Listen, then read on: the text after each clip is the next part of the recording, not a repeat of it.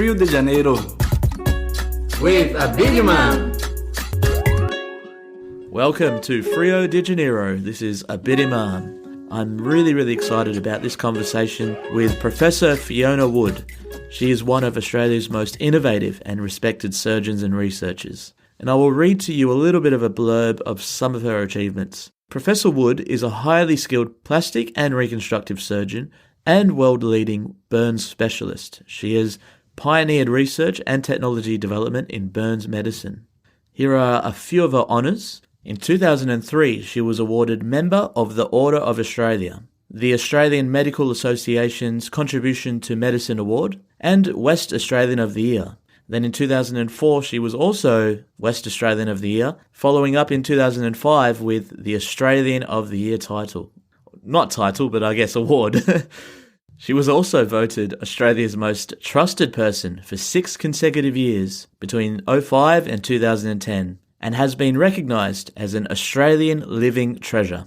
This was one of the most inspiring and insightful conversations I've had the opportunity to engage in. At the time of recording this, there's a lot happening in the world right now, so I do want to dedicate this episode to the frontline workers, the people who are saving lives and putting their lives on the line. So I hope you really enjoy this conversation.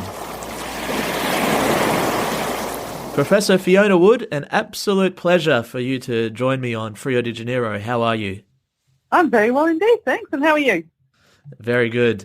Really excited to speak to you. I've been doing my research and such a fascinating journey and story to explore. And first, I really want to start off by finding out what it was like growing up in Yorkshire, North England.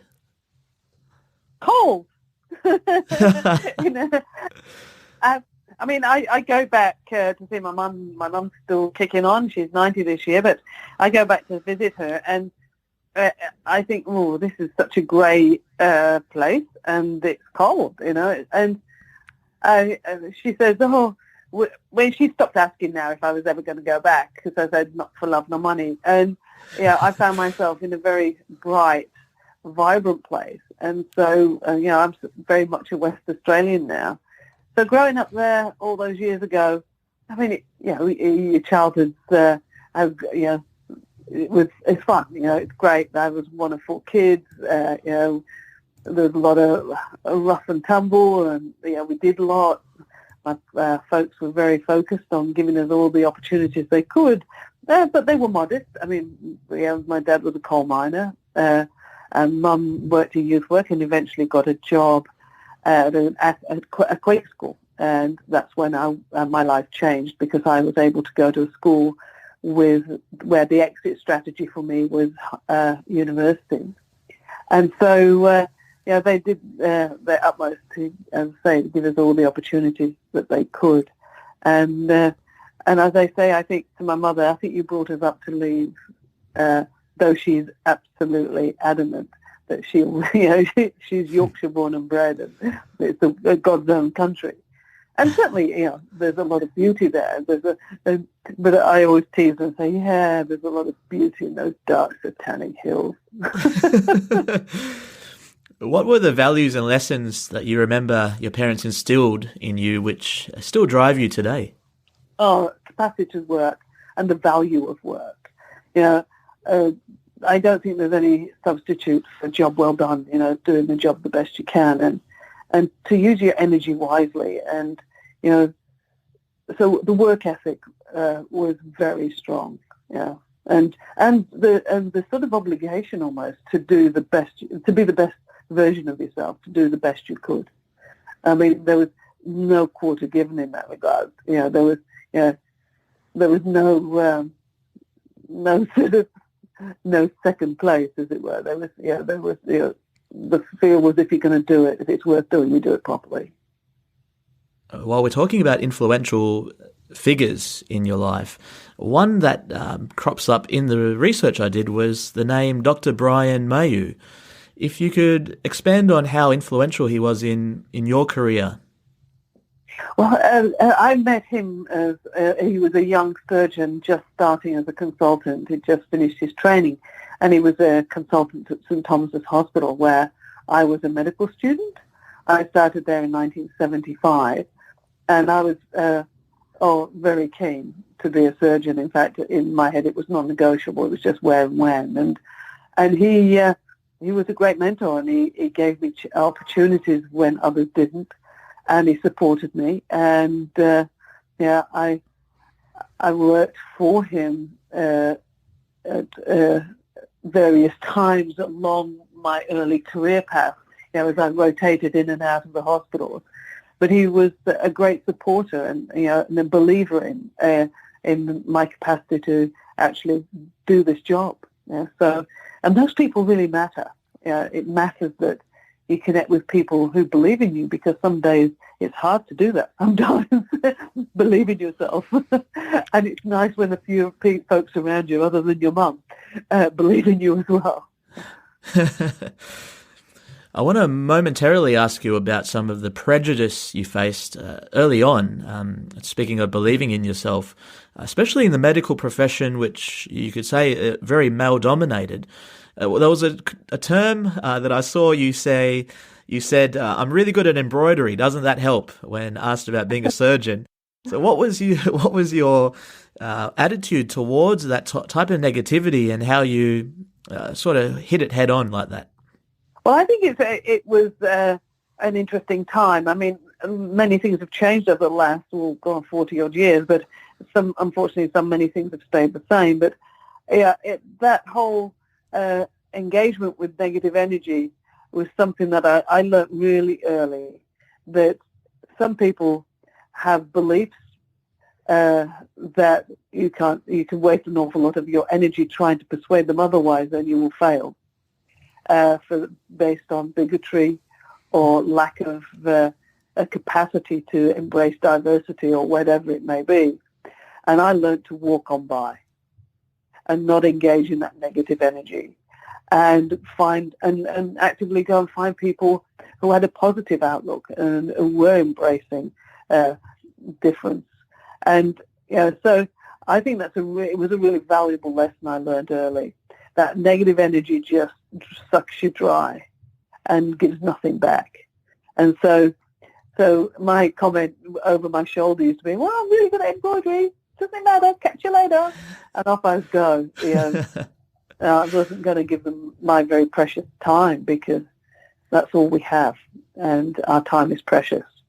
When did you specifically make the decision to channel your energies, your positive energies, into the specific area of burns? I guess that's really it. I mean, right from the word go, I was very interested in, I started to be interested in plastic and reconstructive surgery. It was very creative. It was exciting. They were doing lots of new things at the time in the 70s, and still that goes forward. Very innovative specialty. And Brian Mayhew was a plastic and reconstructive surgeon. And so I started engaging in sort of research and with the teams, and looking and exploring their scope of work. And I started seeing some particularly confronting scarring. And I started exploring this. Oh, gosh, can't we do better than this? And so I sought out a job. By 1985, I'd been qualified for 4 years. I sought out a job in a burns centre in the south of England that was very famous for its work in the Second World War. And I went along there to see, really to explore and see what it was all about, and see if we could actually treat patients in such a way that we could really reduce that such disfiguring and compromising scarring, because it's not just what it looks like. There's a far-reaching impact on your function, your movement. It's both physical and mental health. And so I went along there in 1985, and I was hooked. I thought, this is very challenging. There's an awful lot we could do to learn how to do this better. And this is the space I'll work in. And so that brings me right to today, and I'm still doing it and still trying. And the goalposts are always moving. We're getting better and better, but we've still got a long way to go. Before we actually speak about skin itself and burns, I did want to go through one more part of your early career where there were moments you were doubting yourself and whether you might be cut out for this area of burns. And I wanted to ask you how you found your way through that, or what helped you to make that decision when you were doubting yourself in that specific area. I think as I look back, and I know I've spoken about a time in the early 90s before when I followed a path clinically of very aggressive care of a patient who had a really, really extensive burn, and then only to be faced with complications of the survival that were very confronting as well. And I thought, is this just all too hard? Because I had called in lots of favors. I coerced people. I got people interstate to help us with various techniques. And, I'd put a lot of energy and thought and reading everything around the world and trying to bring it to bear to ensure this survival. And then the consequences of in the medium term were very profound. And so I went walked back and figured that it was actually all a bit hard. And it was my family, particularly, specifically my husband, who said, well, being very pragmatic, said, what have you done? I said, well, what do you mean? He said, well, have you done your best? I said, yes. He said, well, what did everybody else do? Did they do the best? And I said, yeah. So, well, what can you ask of anybody else other than that? And that's, I think, really insightful and also very simple. And there's a lot of things, those lessons, you often get so far down the rabbit hole to see things and to see straight. And often the rationalization isn't complex. And if you have done your best, then that's as far as you can go. And then the next step is, well, how do I do better? And that you can translate that into every facet of life, whether personal, professional, sporting, or whatever. This is it. I have emptied my tank. I have done everything I can here today. And that's when I really learned that the key to all this, and the key, just generally, I reckon, is learning from today to make tomorrow better. And that's certainly something I try and live by. Try and always drive that learning so that we can expand the boundaries of knowledge or run faster, jump higher, whatever it may be. Thank you for sharing that. And I really want to move into the area of skin, which I know you're extremely passionate about, can speak hours on this topic. But before we move into the... Yes, this one's a carefully crafted question. It's before we move into the breakthroughs that you were involved with, what do we know about why skin responds as it does to trauma like burns?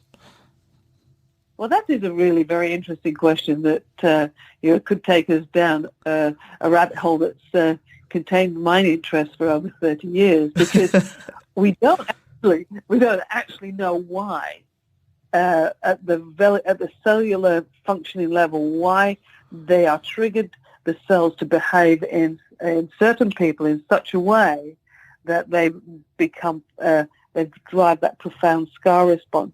And it's not just that scar response locally, it's also the skin has an impact on the rest of our body systems. And so actually, as we've researched the scar, we've become to understand that the injury is not just local, but it is actually impacts throughout your body systems. And it's extraordinarily interesting, of course, and important more, because if we understood the mechanism, then we could develop new treatments. And that's the space I've been working in now for quite some time.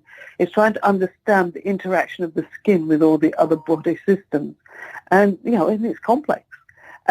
but there are opportunities that to change the way this sort of style of healing, for want of a better term, so that you can reduce the scarring, but can you reduce the impact of this insult across your heart, your lungs, your brain? And so that brings us back to this fascinating interaction with we take our skin for granted. It replaces its surface every 6 to 8 weeks. But it is an exquisitely complex organ that's our interface into the world. It's our first line of defense from invasion of bacteria, viruses, etc. And it's responsive to sunlight, to temperature, to our moods and feelings. So why do we blush? And so on it goes. And so I see the skin as a neural. It's like the eye, the tongue, the ear. It's a receptor of all this information. But more than that, it's not just a receptor and a processor of all this information.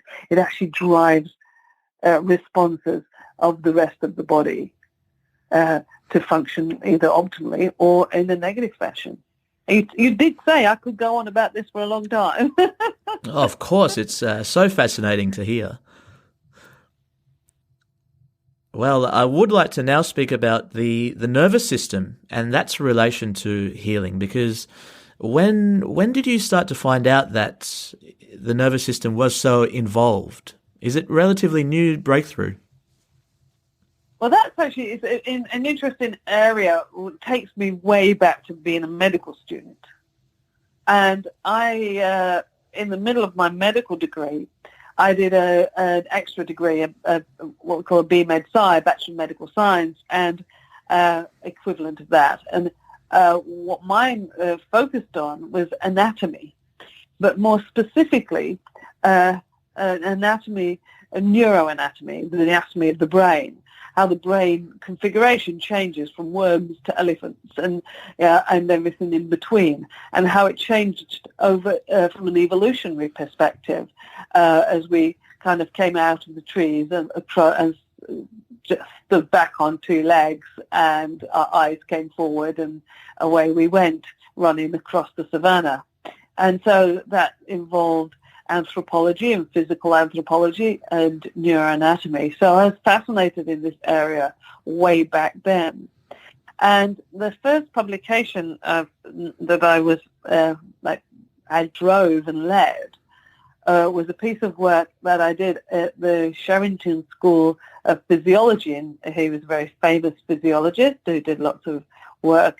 Well over a century ago now, and his name was given to the physiology school in our medical school. And I worked there with one of the other young scientists, and we investigated if the nerves within the skin were changed when we used tissue expansion. Now, tissue expansion at that time in the was just came in the late 70s, early 80s, and it's a technique where you bury a balloon underneath the skin with a valve, and each week you come back and you inject into that valve sterile saline water, and over a period of 3 months or so, you blow up the skin, like a pregnant abdomen gets bigger and bigger and bigger. But you create new skin.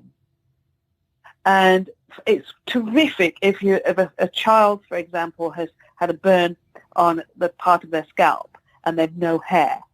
Then you can put the balloon under the area where there's hair, and you blow that balloon up over 3 months, and then you remove the scar, and you can repair that area with skin that has grown in response to this balloon, but it's got the same characteristics of the scalp. So it looks like a normal scalp, because it is, yeah?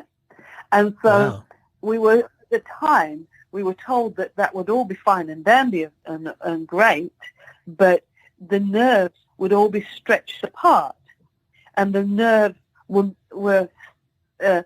their sort of capacity to feel would be reduced. Does that make sense? So yes. If you stretched it all out, then you wouldn't feel as in such detail. And that didn't ring true with me. And I went on to test my own pregnant abdomen going up and down like a balloon that's flown up and down for 6 times. So I knew that you didn't lose your sensitivity. And so we did this piece of work where we demonstrated for the first time that there was nerve plasticity within the skin construct. And, at the time, nerve-brain plasticity was only just becoming talked about. I mean, now we understand that the books like The Brain that Changes Itself and things like that. We understand how the plasticity of the nervous system and how adaptable it is in response to different insults or changes.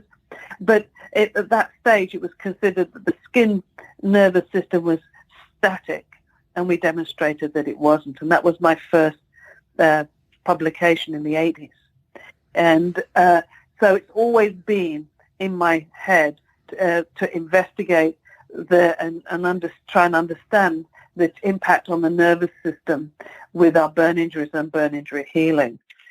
So fast forward to, I think it was 2004, we had a medical student who's called James Anderson, who's now a consultant, but he did his BMed side, and he tested patients who'd been long after they were burnt, and he found that in the areas they were burnt, they couldn't feel so well as the comparative non-burnt area, like the back of your hand.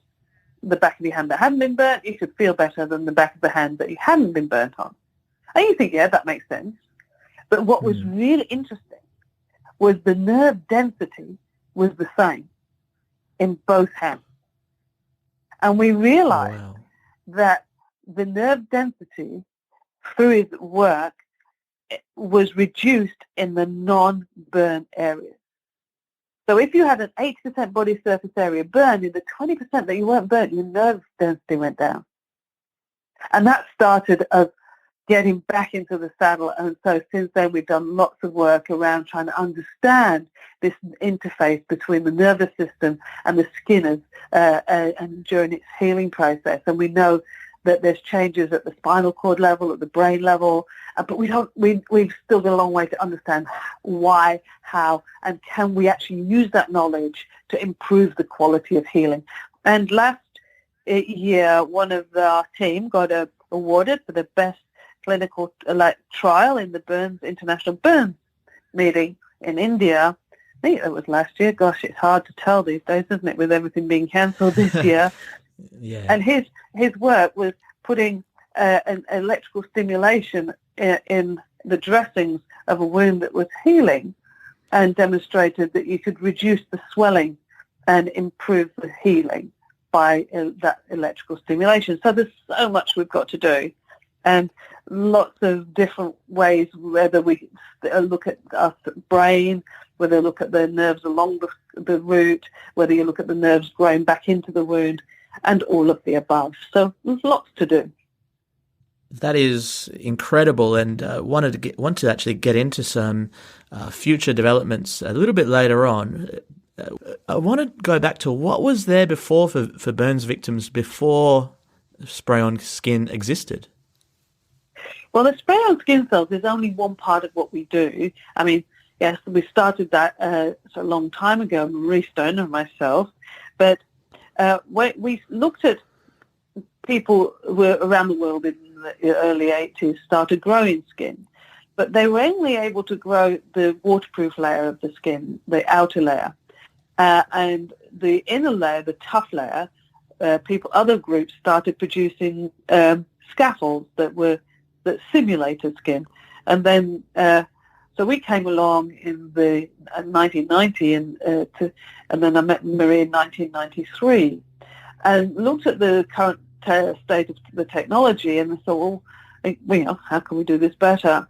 And so what we do with the spray-on skin cells is we harvest cells from the engine room of the skin. The skin is in 2 major layers, the waterproof outer layer and the tough inner layer, and in between that is the engine room, the cells that are turning over all the time.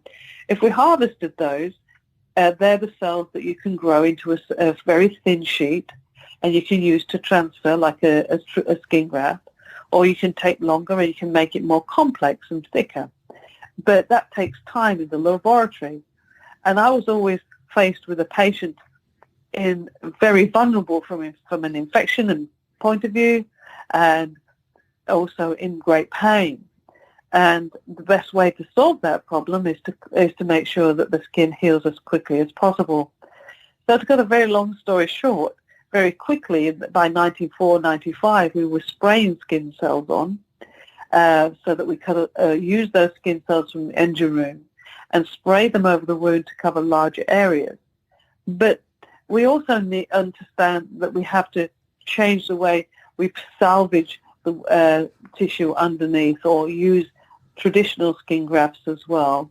And so, as I say, it's part of we have a toolbox and of the different techniques that we can use. And certainly, I've operated on 2 patients a day, one in the adults, one in the children, and we used the kit that we've invented in those 2 cases.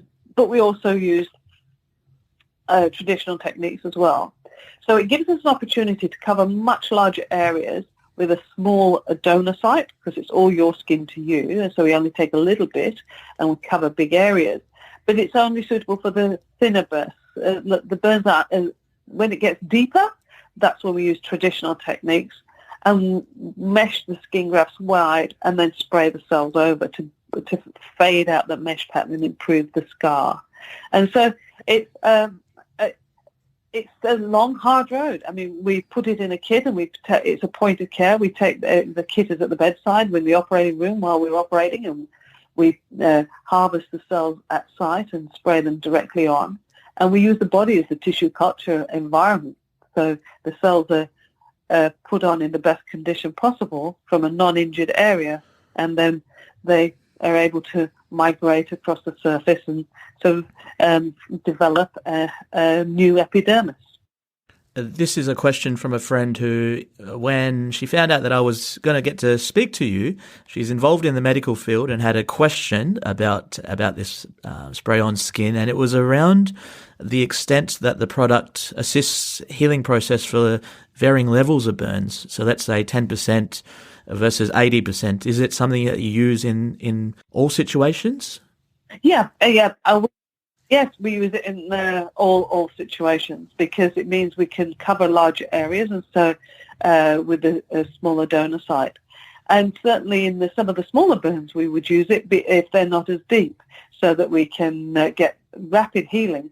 Because if we can get the burn wound healed in less than 10 days, 14 days, we've got somewhere around about less than 10 days, it's 4% chance of scarring. But if at 21 days, then it's up to 70% chance of scarring. And so the speed matters. And so, yes, we use it across the board in the surface areas, but we need to use it in association with other techniques when the burn gets deeper. Believe it or not, sometimes you can't believe everything you hear on the internet or read on the internet, and I wanted to just clarify this one with you, but sometimes it's fascinating what the background story is to how something has become a breakthrough. And is it true that there was a throwaway line by someone in the lab who was saying that we should just try to spray this stuff onto the skin, and that's how the spray-on skin was created?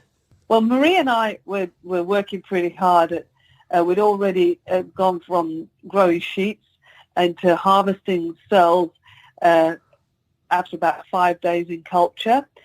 We were putting the cells on, making like blisters with dressings, and we're not sure it was what Maria or myself. We're just sitting in the lab and thinking, "God, geez, we should just spray this on." And that's what. And then we both went our separate ways to Rockaby Road and get the pharmacy and the Jackson's Art Shop, and then to the anaesthetic trolley, hairspray, throat spray, nose spray, any spray you like, and we did a whole series of experiments with all the different spray techniques, and we found one that we still use, which is a nozzle we just clip on and use now, which I've used today. That's awesome. The application of it, I want to discuss crisis responses, which have been spoken about. But I did see a really emotional speech that you delivered in 2012, which was the 10-year memorial of the Bali bombings. Looking back through the tunnel of time, which is a phrase that you used in the speech, the tunnel of time, how do you reflect on that crisis response? I remember that particular speech that day. I don't remember what I said, but I remember I am not a person that reads. I will, stand and tell stories and explain, but I don't read a speech. And that particular morning in 2012, I was in Canberra and I had connected with one of my kids who was in the military at the time, and I said, you can be my +1, and I've got to go and do this. And I've written this speech. She said, Mum, you never do that. I said, yeah, no, but I just feel it's just going to be a bit tough today. And so I sat on the podium while some very eminent people read speeches. And then a harp music was playing whilst all photographs were shown of those who didn't come home from their holiday in Bali. And I was the last speaker. I remember walking across the stage knowing that I would not read, and that the people who'd lost their loved ones and were all there, they were the ones that I needed to honour. And however I felt, it was a drop in the ocean compared to how they felt about the whole business. And so on live TV, that's what I delivered. And I think if you've taken the time to listen to it, it is clearly from the heart, yeah? And I think it exemplifies my feelings of the 10 years previously, that it was a privilege to help and to be trained to do what, not just what I do, but we were trained to respond. We had spent a lot of time planning a disaster response in Western Australia, and had been connected across Australia and with our colleagues in the Australian-New Zealand Burns Association, and collectively we had written a disaster response plan that had gone to the Health Ministers Advisory Council in July of the 2002. We were supported in doing it by Woodside, and we'd exercised it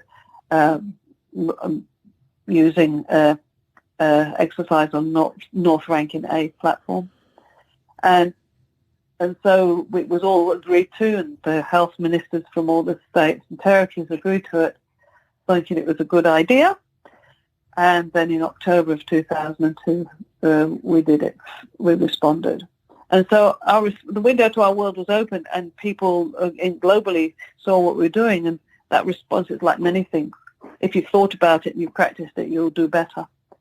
And so it was a privilege to be able to do what we do and do it for so many people when they're in such tragic need of our care and help. And it was happening not just here, but of course across the whole of Australia.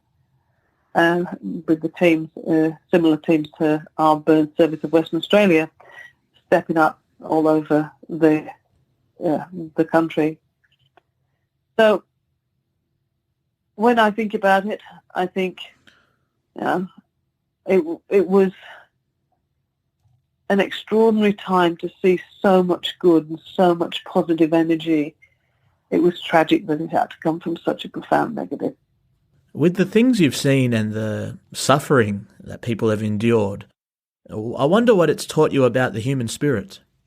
Oh gosh, the human spirit. I think that's a fascinating subject, because we all ebb and flow.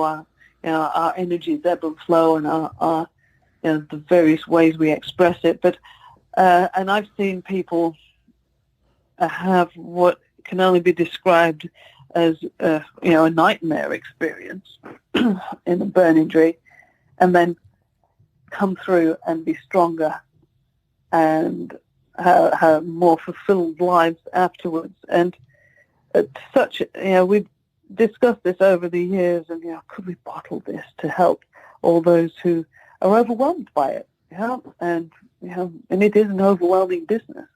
And so one of my colleagues, who Lisa Martin, is now Dr. Martin. She's got her PhD, and her PhD subject was specifically post-traumatic growth. Can we understand post-traumatic growth such that we can use that to support and help those coming through various traumas? And that has been very insightful in how people cope and how we develop resilience, and can we train resilience, and where our personalities come in, intersect with our the environmental stressors, with the sort of the push and pull of life, and what makes people take that on and come through stronger, and what makes people just sit back and suffer, and so I think it is a fascinating area. Again, very challenging to research, very challenging to treat and care, but that means all the need is there. It's a great need. And I think, just looking around right now and seeing the various levels of resilience in people, professionally and personally, in relation to COVID pandemic. It's been fascinating to me because there is such a range of responses. As many different responses as there are people. And so, but some are quite negative, some are quite not negative, of course, but it is. But some are quite personally destructive, and and we know we've got a problem in that sphere and the mental health side, and certainly we do in the burns as well. And trying to unravel and trying to understand what's going on so we can help. That's another life's work, but one we're taking on because there's no challenge too big, and it is. But it's fascinating. If we can just help a little bit here and there, then we've taken a step in the right direction. I want to move into sport, physical activity, exercise a little bit. And there's a really good jumping off point here because you've been a huge advocate of exercise in the burns healing process. Can you tell us about the research that's demonstrated the connections between those? Well, it started really early in my space. I think, I saw people fade away, waste away in bed, And burns is inflammatory. You need nutritional support. You need infection control support. You need pain relief. You need people around you that are going to help you learn how to move again. You need the surgeons. And, I feel like a Chinese plate juggler sometimes, and there's lots of plates. And one of those plates that we were able to really build in our West Australian burn service is the exercise and the mobilisation. And I was very fortunate because I was visiting Queensland, early in the 90s, and I met a young physio called Dale Edgar, and he was clearly interested in burns, and he was clearly a light mind, and I said, well, if you could get yourself to WA, we'd give you a job. And we've been working with Dale for well over 20 years now, and he's the senior physio in burns and in innovation, and he's done his PhD and he's done great work. But it all stemmed with can you get someone standing up and out of bed before their surgery within 24, 48 hours of being having a major burn? And the answer quite clearly now is yes. And so we have a gym embedded in the burns unit, and it is well utilized. Everybody is expected to be mobilized within 24, 48 hours of their burn injury, and then after their surgery, they have 24 hours absolutely, often 48, but then it's a mobilization and exercise bikes, resistance. And one of our PhDs just submitted now did a trial looking at adding resistance training in addition to the sort of mobilization and other the sort of fitness-based work we were doing. And it's just fascinating because the more you move, the less swollen you are, the less pain relief you need, the quicker you get better. So we've done lots of research in this area, And now we're working on how we can translate this into different facets. And can we look at exercise later on after a period of time post-injury? Can we still impact with an exercise program to improve does that improve that physical fitness to reduce the systemic inflammation and the secondary problems around heart disease, etc.? And that's where we're working now. Can we improve your fitness before a routine surgical procedure? Because we know that the fitter you go in, the fitter you'll come out with less complications. And so we're sort of advocates of this, prehabilitation as well as rehabilitation. And early exercise for us isn't 6 weeks after your injury. Early exercise for us is 48 hours after your injury. So that's a bit of a speciality of the house. And Dale, a few years ago, was named the burns physio of the world. He was awarded at our international burns meeting with the medal as the best physio of great capacity and intellect and all of the positive things you can imagine. So he has international recognition. I'd love for you to touch upon the role sport has played in your life, from being interested in sprinting early on to now your involvement in trampoline gymnastics. How does one bounce into those disciplines, to use a pun? Well, my dad had a very short period of played for Nottingham Forest as a soccer player. My mum was a PTI, physical training instructor in the Women's Air Force before she went back to Yorkshire. So when they're a pretty sporty pair, yeah. They both left school at 13 and 14, yeah. So they're part of our upbringing was sport. You know, one of my brothers was a boxing blue at Cambridge. Another was got as far as England under 23s. He was the back row in the rugby union. He was the captain of United London Hospitals and Universities. So he was Saracens. He played back row for Saracens in London for a long time. And my sister is a physio teacher and now runs a trampoline club, as you know. And so it was part of our upbringing. And for me, for my children, it was all, being fit and health, it matters. It matters, but it makes your capacity to do is intimately linked with your level of fitness and I've been fortunate that I've been able to stay fit.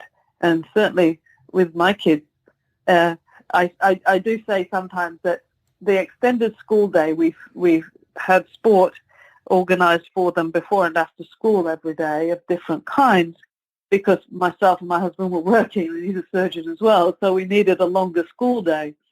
And so, it was very efficient babysitting, and they were able to, I think all of them have represented Western Australia in sport, and 2 have represented Australia, one in trampolining and one in the triathlon. And so it is integral into our daily life. And so all the different sports, goodness me, I'm one of these people that you can't criticize unless you're prepared to step up and do something about it. And so if you want to find somebody organising T-ball or I was heavily involved in triathlon for a very long time, and I've even been on rugby tour with one of my kids in the under 14s to Nudgee College in Queensland. So I was very hands-on, and so they did. With having 6 kids, they covered a lot of different sports, and with the trampolining, myself and another mum, Sue Watt, started Peak Trampoline 10 years ago now, because we were training. He was training up at High Flyer, and it was just too far to drive, and she was late to school, almost every day because we go up there early in the morning and then have to face the freeway coming back. And I had a mutiny from the other kids because they refused to drive her. She's the young. And so, and so we ended up starting a new club close by, and it was very close by because Peak Trampoline initially was right next to John 23rd, where the kids were at school, and it was in Montgomery Hall, which is an old derelict hall on the hill. Now it's been redeveloped as an old folks home, I think. But there was a big old hall in there. So we cleaned out all the broken glass and pigeons and a few unsavory characters. And we put in a trampoline. We bought second hand from over east, and away we went. And so I'm still, of course, heavily involved because my sister runs the club and I'm the chair of the club now. I think it's been a really interesting experience for me because it's a sport that, it caters for lots of different personality types.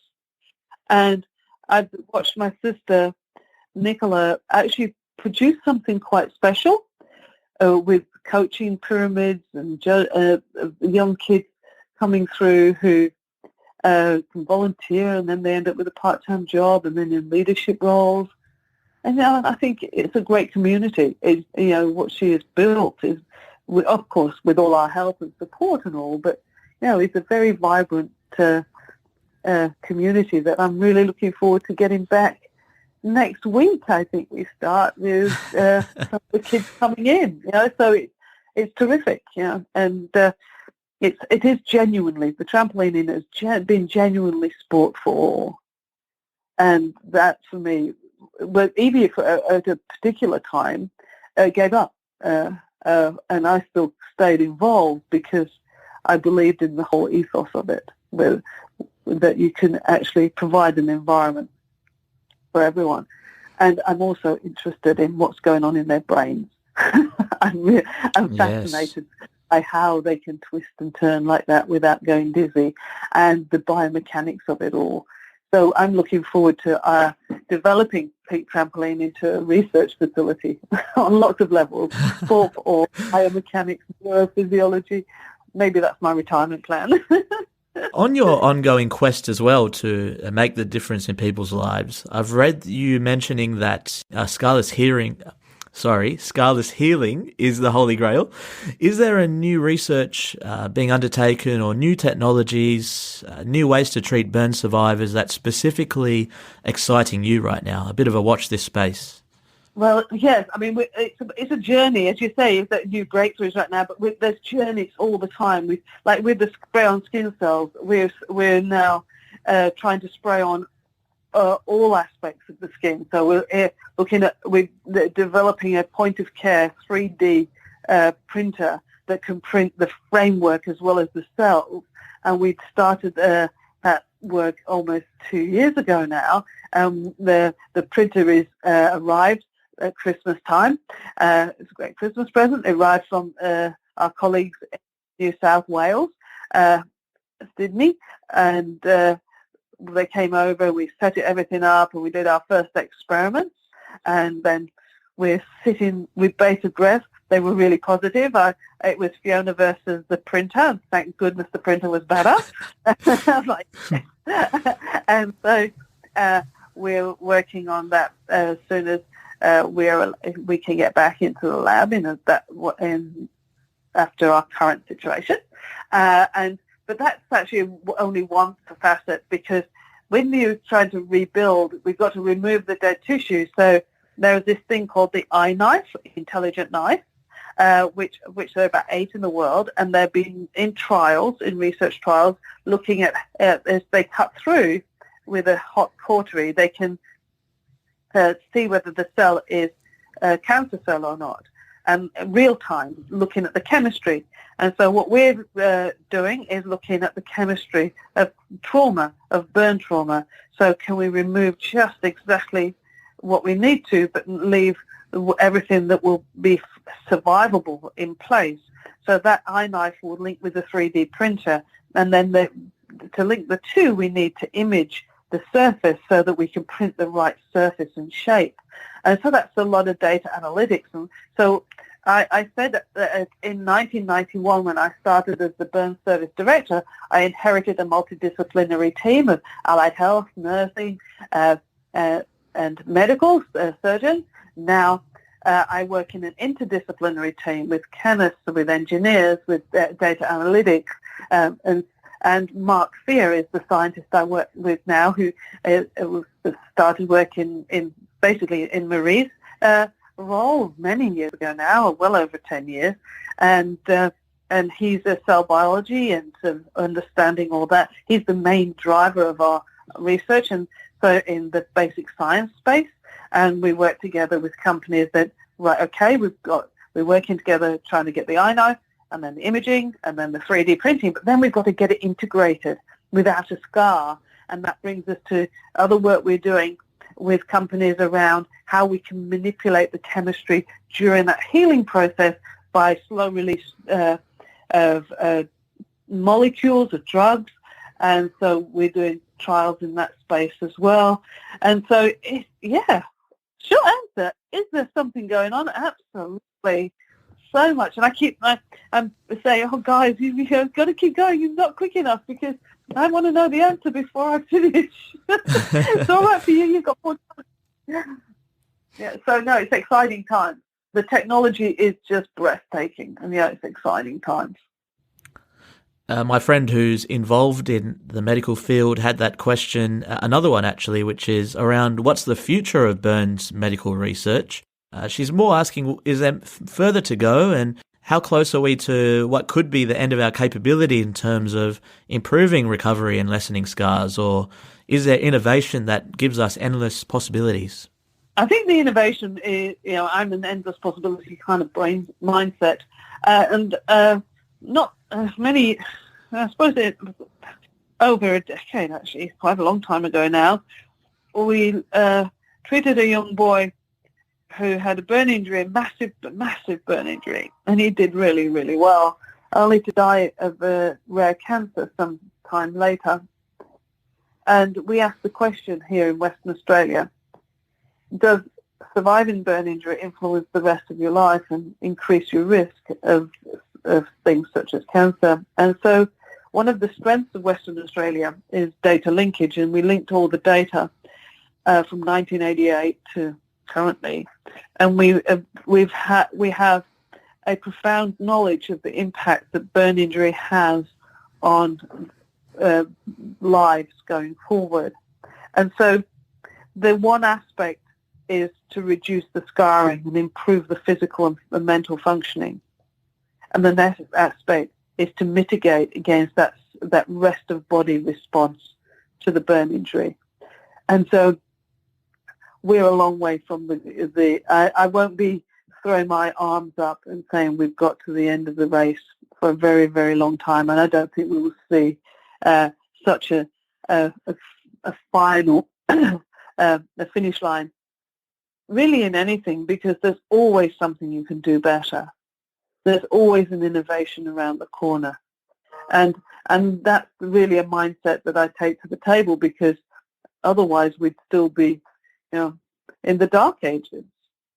And we can all learn from today and make tomorrow better. We can all have that innovative mindset and think, well, how can I just do that a little bit better? And that's a lot better. And so I think there's opportunities whichever way we look.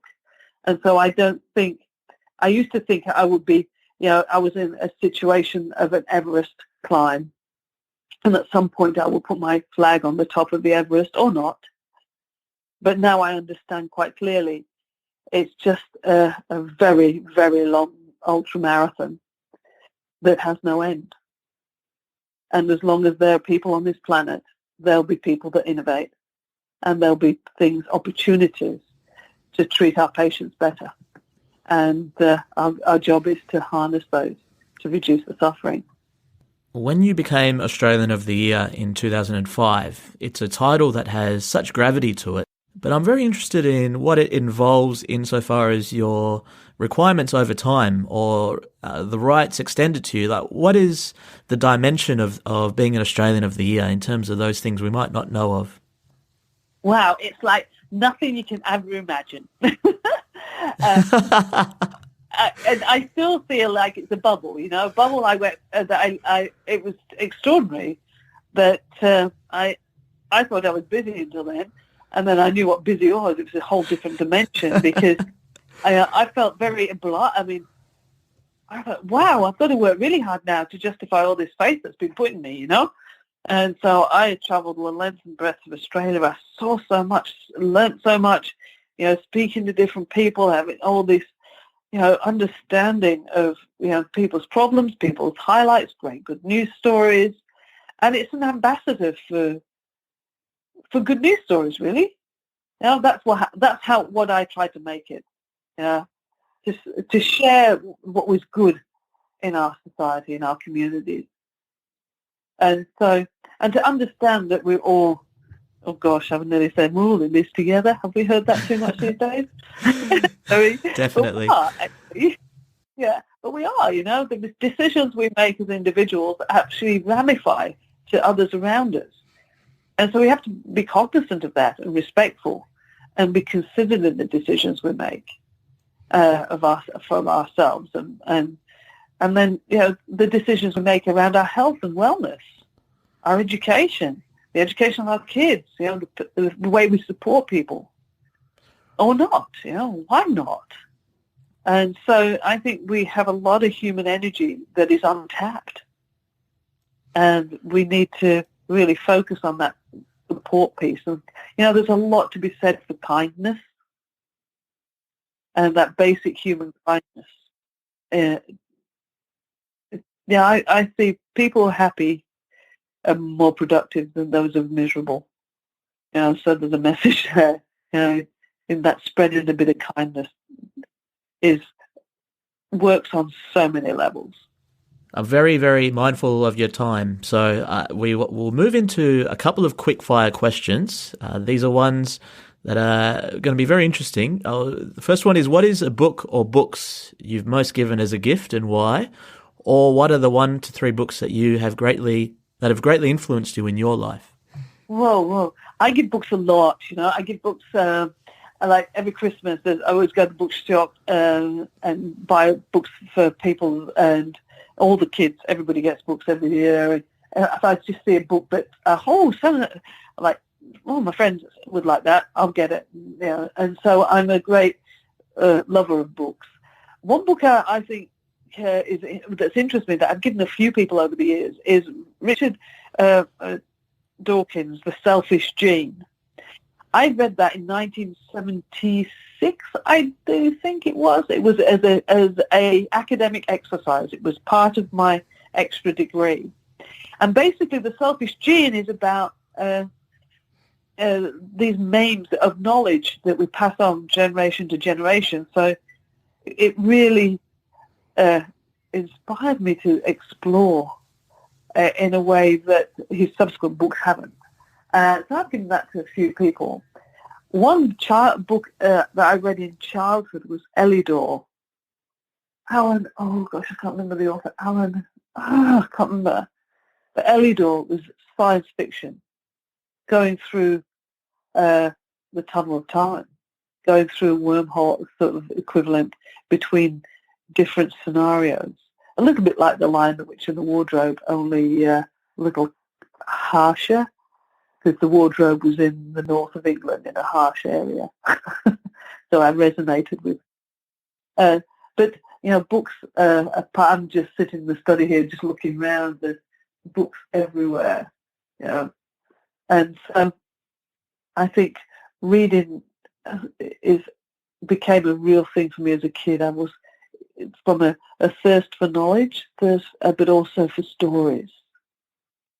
But for experiences, seeing how other people did things. Everybody's got a. When you feel overwhelmed or unfocused, or have lost your focus temporarily, What do you do, or have there been any questions that have been helpful that you ask yourself? I think it's very easy to get overwhelmed, and there's an awful lot of things that can overwhelm us. And it's step back, deep breathe, and take the elephant in small bites. I'm a great one for trying to swallow it whole, but it doesn't work. So it's taking the elephant in small bites. Yeah. And still making forward progress and rejoicing in that forward progress. Professor Fiona Wood, is there a message you'd like to leave the audience with, or anything you'd like to promote of what you're doing right now?